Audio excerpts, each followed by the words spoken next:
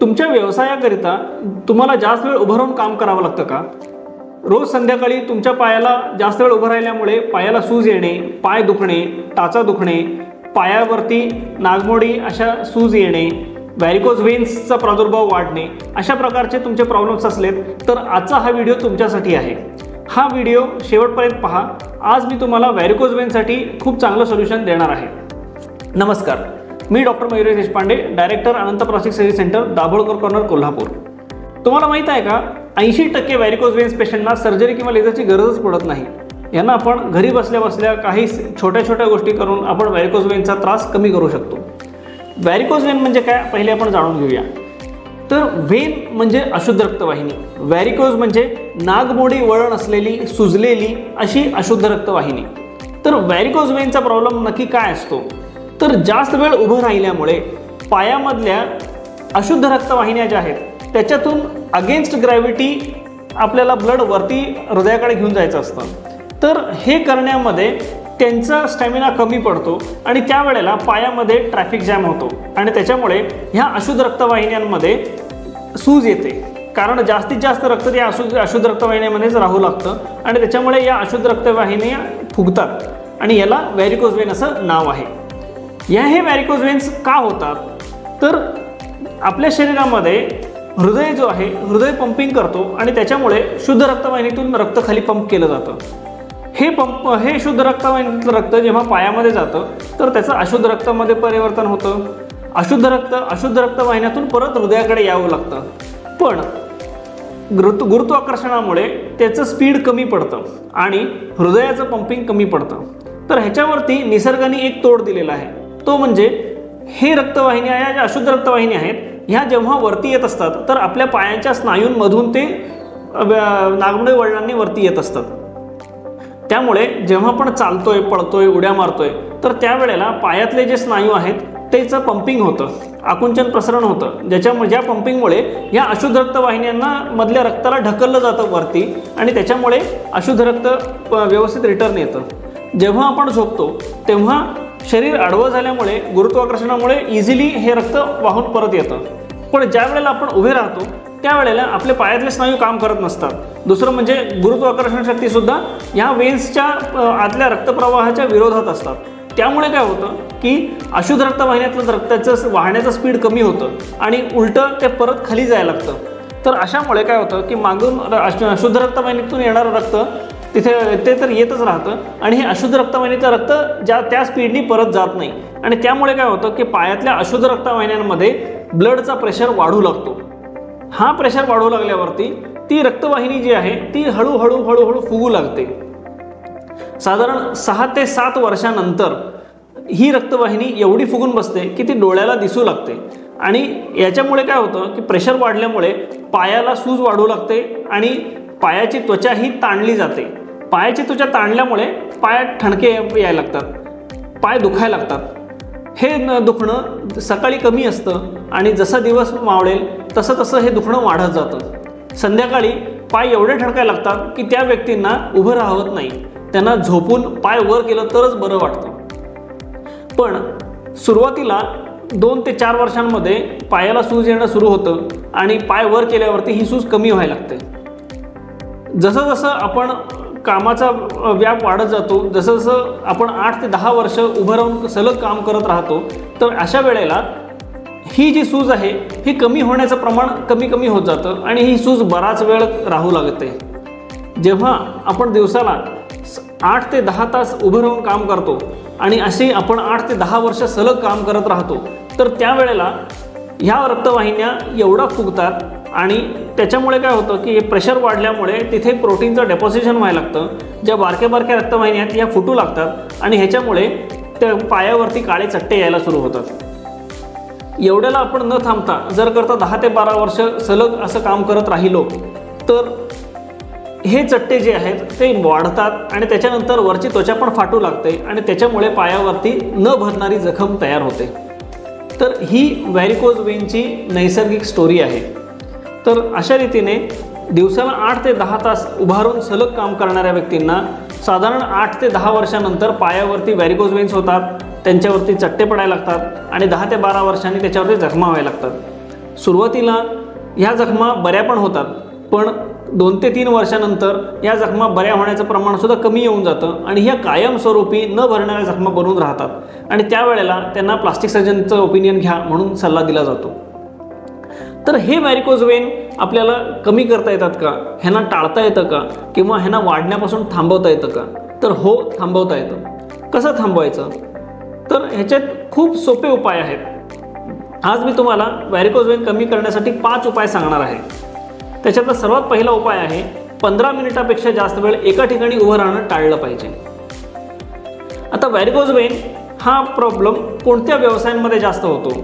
तर ज्या व्यवसायांमध्ये सलग 8 ते 10 तास उभं राहावं लागतं या व्यक्तींमध्ये हा प्रॉब्लेम खूप जास्त होतो.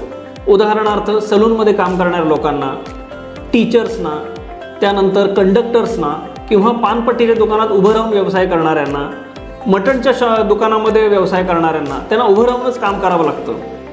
असे बरेच व्यवसाय आहेत ज्याच्यामध्ये लोकांना सलग तासनतास उभं राहावं लागतं. तर या व्यक्तींमध्ये हा प्रॉब्लेम सर्वात जास्त आहे. त्याच्या व्यतिरिक्त सुद्धा बऱ्याच लोकांमध्ये अनुवंशिकता असते. या अनुवंशिकता असल्यामुळे जे अनुवंशिक नसलेल्या व्यक्तीमध्ये 8 ते 10 वर्षानंतर जो व्हॅरिकोज वेनचा त्रास होतो, तोच त्रास अनुवंशिक प्रॉब्लेम असेल तर या व्यक्तींमध्ये 2 ते 3 वर्षातच जाणवायला सुरू होतो. याच्या व्यतिरिक्त जर तुम्ही स्मोकिंग करत असाल किंवा टोबॅकोचं सेवन कसल्याही प्रकार करत असाल तर ह्याच्याने सुद्धा व्हॅरिकोज वेनचा प्रादुर्भाव खूप लवकर वाढत जातो. त्यासोबत जर अल्कोहोलचं कन्झम्पशन असेल तर ते अजूनही फास्ट होतं, प्रोसेस स्पीडअप होतो. तर अशा वेगवेगळ्या कारणांमुळे व्हॅरिकोज वेन्स होतात.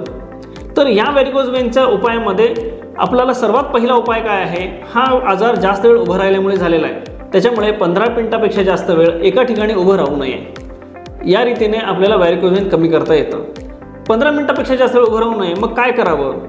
तर टीचर्सना मी सांगतो की तुम्ही तुमच्या बोर्डाच्या एका बाजूने दुसऱ्या बाजूला चालत जावा आणि परत चालत या, किंवा वर्गाच्या बोर्डापासून ते सर्वात मागच्या बेंचपर्यंत चालत जावा आणि परत जाऊन इथे येऊन उभं राहा. So walk Wien you talk. तुम्ही लेक्चर घेत असताना चालत राहा. तुम्ही जेवढं चालाल तेवढं पंपिंग होईल. एका ठिकाणी उभं राहून लेक्चर घेणे याच्यामुळे पायाला त्रास होतो. सलून वर्कर्सना मी सांगतो की तुम्ही एका खुर्चीपासून दुसऱ्या खुर्चीपर्यंत चाला, तिथून परत या. तर हे जेवढं अधूनमधून तुम्हाला जेवढं चालणं शक्य आहे, किंवा कटिंग करताना सुद्धा 15 मिनिटापेक्षा जास्त वेळ लागत असेल तर थोडंसं तिथल्या दुकानाच्या दुकानात चालला, एक 10-15 पावलं टाकला तरी तेवढे पंपिंग सुद्धा ॲडिक्वेट आहे. हा झाला पहिला उपाय. दुसरा उपाय काय आहे? दुसरा उपाय आहे की शक्य तेव्हा मांडी घालून बसणे. बसताना खुर्चीवर बसून पाय खाली लंब चढून बसू नये. मांडी घालून बसणे ही खूप नैसर्गिक पद्धत आहे. तर ही भारतीय पद्धत आहे, किंवा चायनीज पद्धत जी आहे ज्याला आपण वज्रासनामध्ये बसणं असं म्हणतो, पाय अंड्याच्या खाली घेऊन बसलं जातं. तर या 2 पोझिशन्समध्ये काय होतं की जे मांडीचे स्नायू आहेत आणि जे पिंडरीचे स्नायू आहेत यांना ताणलं जातं. हे ताणले गेल्यामुळे काय होतं की वेन्सवरती त्याचा एक दाब निर्माण होतो आणि त्याच्यामुळे रक्तसंचाराला मदत मिळते. तर अशा रीतीने मांडी घालून बसणे आणि वज्रासनामध्ये बसणे हे खूप चांगल्या पोझिशन्स आहेत व्हॅरिकोज वेनच्या पेशंटसाठी. आपले पूर्वज जे आहेत ते सुद्धा हे व्यवसाय करतच होते, पण ते बसून करत होते. आडतीच्या दुकानांमध्ये बसून करत होते, किराणाच्या दुकानात बसून व्यापार करत होते. पण आजकाल आपण उभं राहून व्यापार करायला सुरू केलेलं आहे. तर त्याच्यामुळे उभं राहण्यामुळे व्हॅरिकोज वेनचा प्रादुर्भाव खूप जास्त वाढलेला आहे.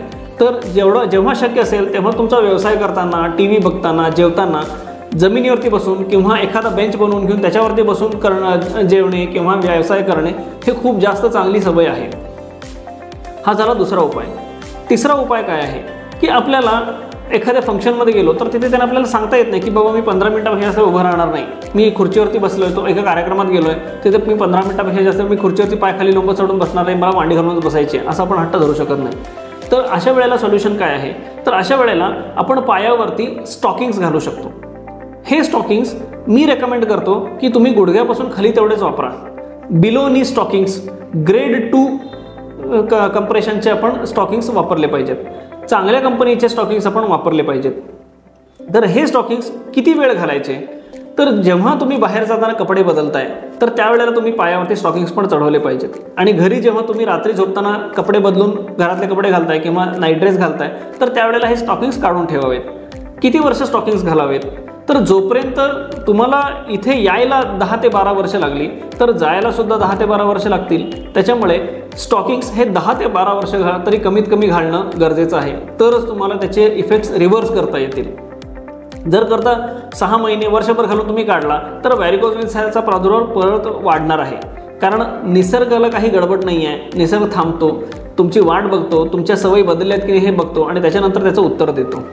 त्यामुळे स्टॉकिंग्स हे 10 ते 12 वर्ष तरी किमान वापरले पाहिजेत. त्यानंतर स्टॉकिंग्स हे कापड आहे, त्याच्यामुळे कापड विरतं. तर मी रेकमेंड करतो की 6 महिन्याला एकदा तुम्ही स्टॉकिंग्स बदलले पण पाहिजेत.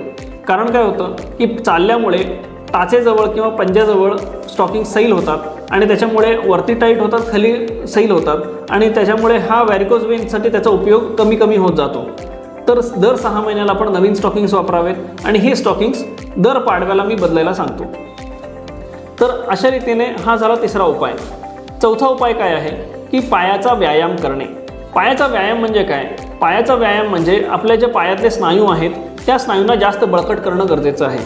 आता नुसतंच व्यायाम करा म्हटलं की लोक वॉकिंग सुरू करतात, पण वॉकिंग करताना जास्त गप्पा मारल्या जातात, व्यायाम कमी होतो. तर मी रेकमेंड करतो की उठाबशा घालणे हा जास्त चांगला व्यायाम आहे. सूर्यनमस्कार करणे, सायकलिंग करणे हे जास्त चांगले व्यायाम आहेत चालण्यापेक्षा व्हॅरिकोज वेनकरिता. तर हे व्यायाम किती वेळ केले पाहिजेत? तर साधारण दिवसाला पाऊण तास तरी केले पाहिजेत आणि आठवड्यातून किमान 4 दिवस तरी हा व्यायाम झाला पाहिजे, तर त्याचा तुम्हाला फायदा होतो. आणि जेव्हा आपण पाऊण तासापेक्षा जास्त वेळ व्यायाम करतो तर हे जे स्नायू सुजतात किंवा ते जे कडकपणा राहतो त्याला टोन म्हणतात, तर हा टोन जो आहे तो 24 तास मेंटेन राहतो आणि त्याच्यामुळे त्या अशुद्ध रक्तवाहिन्यांवरती हा दाब निर्माण कंटिन्यू राहतो आणि त्याच्यामुळे पाऊण तास दिवसाला व्यायाम केला तर त्याचा फायदा आपल्याला 24 तासासाठी मिळतो. आता हा व्यायामसुद्धा असं नाही आहे की मी आज जिम जॉईन केली, ह्या वर्षी मी व्यायाम केला, पुढच्या वर्षी जरा आता मी बरं झालो आहे, व्हॅरिकोज वेन कमी झाले म्हणून सोडून चालत नाही. जोपर्यंत तुम्ही व्यवसाय करताय, जोपर्यंत तुम्ही जास्त वेळ भरून काम करायची गरज आहे, तोपर्यंत तुम्ही हा व्यायाम सलगपणे करणं गरजेचं आहे. त्याच्यामुळे किमान 10 वर्षांसाठी तुम्ही हा व्यायाम करण्याची एक मानसिक तयारी ठेवलीच पाहिजे. आता 5वा उपाय काय आहे? तर 5वा उपाय आहे की रात्री झोपताना पायाखाली उशी ठेवून घेऊन झोपणे, किंवा जर करता तुम्हाला शक्य नसेल तर मग सरळ पायाच्या जिकडे तुम्ही ज्या कॉटवरती तुम्ही झोपताय त्याच्या पायाकडच्या बाजूला 2 विटा ठेवून त्याची उंची वाढवून घ्या आणि त्यामुळे काय होतं की रात्री झोपेत ही सूज कमी येऊन जाते आणि त्याच्यामुळे व्हॅरिकोज वेनमुळे होणारा त्रास वाढत नाही. तर अशा रीतीने हे 5 उपाय केल्याने व्हॅरिकोज वेनचा प्रादुर्भाव खूप सारा कमी होतो. या गोष्टी कमी व्हायला किती वेळ लागतात? आज मी हे 5 उपाय करायला सुरू केले तर मला किती दिवसात रिझल्ट मिळेल? तर किमान 3 महिने तरी तुम्ही हा सगळा हे 5 उपाय करणं खूप गरजेचं आहे, तर तुम्हाला रिझल्ट दिसू लागतील. तुम्ही जर का 1च महिना केलात तर तुम्हाला ताबडतोब रिझल्ट मिळतील किंवा नाही मिळतील, पण 3 महिने जर का तुम्ही सलग हे काम केलात तर मग मात्र डेफिनेटली तुम्हाला तुमचे सिम्पटम्समध्ये रिलीफ मिळेल, पाय दुखायचं कमी होईल, पायाला सूज यायची कमी होईल आणि व्हॅरिकोज वेनचा साईज पण कमी होऊ शकतो. व्हॅरिकोज वेनचा साईज कमी झाला की नाही हा कसा चेक करायचा? तर पहिल्या दिवशी आपण व्हीनस डॉपलर करायचं. डॉपलरमध्ये व्हॅरिकोज वेनच्या प्रत्येक रक्तवाहिनीचा साईज हा मेन्शन करता येतो आणि त्याचा साईज आपल्याला मांडीमध्ये, गुडघ्याजवळ, पिंडरीजवळ आणि घोट्याजवळ, अँकलजवळ ह्या 4 ठिकाणी आपण त्यांचा साईज आपण मोजून घेऊ शकतो. आणि त्याच्यानंतर 3 महिन्यानंतर आपण परत एकदा डॉपलर करून त्या साईज मोजून घेऊ शकतो. म्हणजे आपल्याला एक आयडिया मिळते की आपल्यासाठी ह्या गोष्टी काम करतायत की नाही हे आपल्याला स्वतः असेस करता येतं. आता जर करता 3 महिने झाल्यानंतरही तुम्हाला व्हॅरिकोज वेनचा त्रास कमी नाही झाला तर मात्र तुम्ही डॉक्टरना भेटणं खूप गरजेचं आहे. बऱ्याच वेळेला काय होतं की हे 5 उपाय केल्याने काही लोकांना व्हॅरिकोज वेनचा त्रास वाढतो, पाय दुखणं वाढतं. तर असं का होतं? तर अशा व्यक्तींना फक्तच व्हॅरिकोज वेनचा प्रॉब्लेम नसतो, तर त्यांना शुगर असते किंवा तंबाखूचं सेवन असतं आणि ज्याच्यामुळे शुद्ध रक्तवाहिन्या जास्त अफेक्ट झालेल्या असतात, अशुद्ध रक्तवाहिन्या पण अफेक्ट झालेल्या असतात. तर असा हा डबल प्रॉब्लेम असताना तुमचं दुखणं या 5 उपायांमुळे तुमचं दुखणं वाढतं, कमी होत नाही. तर अशा वेळेला तुम्ही एखाद्या पेरिफेरल व्हॅस्क्युलर सर्जन किंवा एका प्लास्टिक सर्जनची गाठ घेणं खूप गरजेचं आहे. कारण त्यांना CT एंजिओ करून व्हीनस डॉपलर ह्या दोन्ही चाचण्या कराव्या लागतात. या दोन्ही चाचण्या करून त्याच्यातून जो आजार जास्त मोठा आहे किंवा जो प्रॉब्लेम जास्त आहे त्याची पहिली ट्रीटमेंट करावी लागते आणि त्याच्यानंतर मग दुसरी ट्रीटमेंट करावी लागते. माझ्याकडे बरेच पेशंट येतात ज्यांना डायबिटीस असतं, ज्यांना तंबाखू सेवन करतायत, वर्षानुवर्षे सिगरेट स्मोकिंग असतं आणि त्याच्यासोबत त्यांना आता व्हॅरिकोज वेनचा प्रॉब्लेम पण डेव्हलप झालेला आहे. तर अशा पेशंट्समध्ये मी पहिले शुद्ध रक्तवाहिन्यांचं प्रवाह वाढवतो आणि त्याच्याने काय होतं की पेशंट पाय वर करून झोपू शकतो आणि त्यानंतर आपण व्हॅरिकोज वेनची ट्रीटमेंट देतो. तर हे केल्याने त्याला चांगला रिस्पॉन्स येतो आणि असं केल्याने आम्ही बरेचसे ॲम्प्युटेशन अवॉइड केलेले आहेत. बऱ्याच लोकांना सल्ला दिला गेला होता की तुमचा पाय गुडघ्याच्या खालून काढला पाहिजे, पण असे आम्ही 50पेक्षा जास्त पाय वाचवलेले आहेत हा प्रोसेस फॉलो करून. तुम्हाला आजचा हा व्हिडिओ आवडला असेल तर नक्की लाईक करायला विसरू नका आणि कुणाला असा प्रॉब्लेम असेल तर त्यांच्यासोबत नक्की शेअर करा. तुम्हाला आजच्या व्हिडिओबद्दल काही शंका असतील, काही प्रश्न विचारायचे असतील तर तुम्ही आमच्या कमेंट सेक्शनमध्ये नक्की विचारू शकताय. याच्याबद्दल अधिक माहितीसाठी तुम्ही खाली दिले गेलेल्या फोन नंबरवरती पण तुम्ही कॉन्टॅक्ट करू शकताय आणि अपॉइंटमेंट बुक करू शकताय. अशा नवीन गोष्टी जाणून घेण्यासाठी आमचं चॅनल लाईक करायला विसरू नका. पुन्हा भेटू पुढच्या व्हिडिओमध्ये. नमस्कार.